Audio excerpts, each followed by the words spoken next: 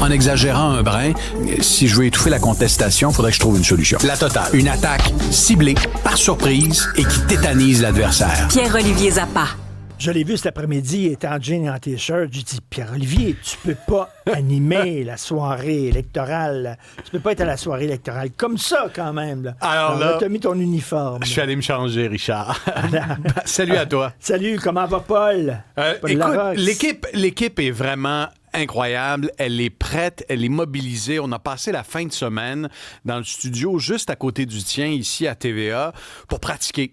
Pratiquer les enchaînements. On était là samedi, on a travaillé dimanche. Et Paul, c'est la première fois qu'il anime à lui tout seul une soirée un plateau, électorale. exactement. C'est ça, alors, il y a de la fébrilité, il y a beaucoup d'effervescence dans l'équipe. Et puis Paul, c'est un capitaine exceptionnel. Il nous a motivés pendant la fin de semaine. On a pratiqué les enchaînements, on a pratiqué les différents scénarios aussi. On veut être prêt à toute éventualité. Alors, j'ai envie de te dire que ce soir, c'est une partie en 3 périodes qui va se jouer. Et on a hâte de décrire chacune des périodes avec beaucoup d'enthousiasme. Donc, habituellement, chaque lundi, je te demande, mais qu'est-ce que tu as fait en fin de semaine, Pierre-Olivier? Mais c'est ça que tu as fait en fin de semaine. C'est exactement. pratique. On a pratiqué parce que ce qui va se jouer ce soir, puis une soirée électorale, ça ressemble un peu à une partie de hockey, Richard. Ça se joue en 3 périodes.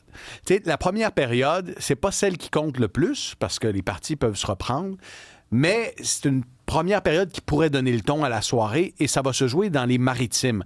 Les premiers résultats qu'on reçoit partout au pays en raison des fuseaux horaires, c'est les résultats des provinces de l'Atlantique. Il y a 32 comtés sur 343. Et pourquoi ça peut donner le ton à la soirée? C'est que, par exemple, en 2015, Justin Trudeau avait réussi une carte parfaite. 32 comtés sur 32. Alors déjà là, on se disait, je m'en souviens là, de cette soirée électorale, on se disait, oh là là, ça commence par un tour du chapeau dans les provinces maritimes, qu'est-ce qui va s'en venir par la suite? Parce que la deuxième période, c'est l'Ontario et c'est le Québec. On dit souvent, il y a un adage en politique fédérale, c'est l'Ontario qui décide la couleur du gouvernement et c'est le Québec qui décide si ce dernier est majoritaire ou minoritaire. J'ai comme l'impression que ça va se concrétiser ce soir. Tu as la bataille du Grand Toronto. Si les conservateurs ne percent pas le Grand Toronto, 3,5 millions d'électeurs, une trentaine de comtés dans le 905, c'est terminé, on n'en parle plus.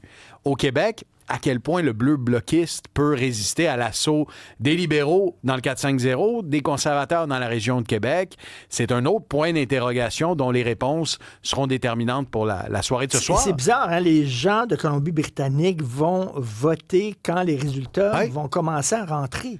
Et les gens... Ça va certainement influencer leur vote. Là. Ça peut le faire. Et puis, en fait, ce qui se passe en Colombie-Britannique, on va le surveiller ce soir. Parce que c'est la 3e période de la soirée électorale. Oui. Les résultats qui vont sortir. Une soirée électorale, ça peut être long. Je me souviens de m'être couché jusqu'à 2-3 heures du matin. Je pense pas qu'on arrive à 2-3 heures du matin. Mais les résultats en Colombie-Britannique vont être intéressants à surveiller. Ils vont rentrer à quelle heure? Autour de 11 heures ce soir. Mais là-bas, c'est que tu as une forte proportion de vote néo-démocrate. Et si on regarde les projections, si vous avez suivi le déroulement de la campagne, c'est de savoir à quel point ce vote-là va résister, puis à quel point s'il s'effrite, c'est les libéraux ou les conservateurs qui vont en profiter. Et ça pourrait être déterminant pour savoir si le prochain gouvernement sera majoritaire ou minoritaire, ou même en connaître la couleur. À quelle heure, selon toi, Paul va dire la phrase magique si la tendance se maintient? À quelle heure, selon toi, ce soir? Tu veux que je me commette, là? Je pense que ça va arriver quand même assez tôt. Tu sais quoi? On en reparlera demain. Oui. Alors, moi, je dis 21h51. OK? Tu sais, les cowboys diraient peut-être 21h45. Moi, je vais dire 21h51. Mais écoute, il est possible qu'à 22h30, on soit encore sur le bout de notre chaise. Et puis, ce qui est intéressant, je le rappelle, soyez des nôtres très tôt dans la soirée parce que les premiers résultats donnent souvent une indication sur des tendances potentielles. Je vais te donner l'exemple du comté de Acadie-Annapolis. Tu le connais bien, hein? Non.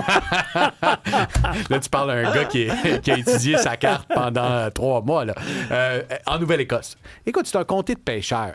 C'est un comté d'Acadiens, de pêcheurs. C'est des gens qui étaient très en colère contre le gouvernement de Justin Trudeau en 2021. Ils ont voté conservateur parce qu'il y avait un conflit dans les pêcheries. Et le gouvernement fédéral avait octroyé des droits aux pêcheurs autochtones, puis ça avait créé des conflits. Je te donne l'exemple de ce comté-là qui est passé du du Parti libéral au Parti conservateur en 2021. Et qu'est-ce qui va arriver en 2025? C'est déterminant parce que si on constate, par exemple, qu'en Nouvelle-Écosse, dans ce comté de pêcheurs, les électeurs ont réussi à passer outre leur conflit avec le gouvernement libéral en considérant, par exemple, que la guerre commerciale, c'était une préoccupation plus forte. Déjà là, dans ce petit comté-là, qui en apparence relève de l'anecdote, on peut avoir un indicateur potentiel d'une tendance pour la soirée. Toi, tu as une anecdote comme ça, tu as une histoire pour chaque comté. Burlington, en banlieue de Toronto. Burlington, pas aux États-Unis, là, en banlieue de Toronto. Encore là, petit comté, en apparence, pas loin de Hamilton, tu te dis, pourquoi on s'y intéresse? Parce que ce comté-là a voté du bord du gouvernement pour les 12 dernières élections. Depuis les années 80, les gens de Burlington votent du bon bord. Alors, c'est un des comtés qu'on va surveiller. C'est un comté baromètre. Si on veut prendre la température de l'eau dans le Grand Toronto, on s'en va là. En Nouvelle-Écosse, on s'en va dans Nova Centre. C'est le comté qui avait élu Brian Mulroney en 83 dans une élection partielle. C'est un comté qui a été le fief de Peter McKay. C'est un comté qui peut être conservateur, mais qui est libéral, qui a été libéral pendant l'époque de Justin Trudeau. Est-ce que c'est un comté qui peut basculer en faveur de Pierre Poilievre? C'est toutes sortes de petites histoires qui vont permettre d'écrire la trame de la soirée électorale, puis ultimement qu'on connaisse le dénouement. Et Mark Carney, quand même, a réussi un genre de miracle. Parce que, tu parlais des pêcheurs en disant est-ce qu'ils vont pouvoir aller au-delà du conflit qu'ils avaient avec le gouvernement. Il a réussi à dire... Parce qu'il y a des gens qui pourraient dire, oui, mais c'est la même gang, c'est le gouvernement Trudeau, c'est le gouvernement libéral, c'est les libéraux qui ont été là pendant 10 ans, puis on ne peut pas dire que leur bilan est extraordinaire. Puis ça. Lui, il a réussi ce miracle-là en disant, je suis Mark Carney. Ma marque est plus forte que la marque du Parti libéral du Canada. Tu comprends-tu? Comme Trump, il n'est pas le Parti républicain. Trump est Trump. Il a dit, moi, je suis Mark Carney et ma marque est plus forte que la marque du PLC. Tu vois, et puis je vais en parler pendant la soirée électorale lorsque je vais relever en fait les hauts et les bas de la campagne libérale. Le premier geste de Mark Carney a été de se désolidariser de l'époque de Justin Trudeau. Il a annoncé des baisses d'impôts, l'annulation de la taxe carbone, et ensuite, deuxième geste, il a interrompu sa campagne à 3 reprises pour gérer la crise tarifaire. Interrompre sa campagne est devenu une stratégie de campagne. Et comment on va pouvoir mesurer son efficacité? Je pense notamment dans le 450. C'est une région que vous connaissez, les gens qui nous écoutez dans votre voiture. Vous êtes peut-être de retour à la maison dans Repentigny, par exemple. Pourquoi on surveille ce qui se passe dans Repentigny? Parce que tu as là un électorat nationaliste qui vote bloc, qui vote souverainiste.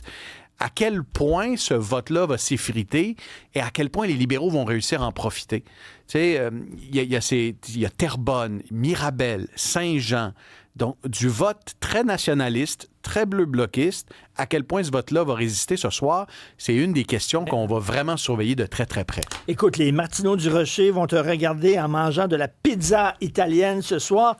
Maximile va regarder la soirée électorale en mangeant une pizza hawaïenne. Avec de l'ananas? Avec de l'ananas. Ah non, ça, je suis contre ça, par exemple. Voilà un homme de goût. C'est interdit, ça. Voilà. Okay. Une VG, ça va. Une hawaïenne, c'est trop. Allez, bonne soirée. Rendez-vous à 18h15 sur nos ondes, tout le monde. Tout à fait. Salut, merci.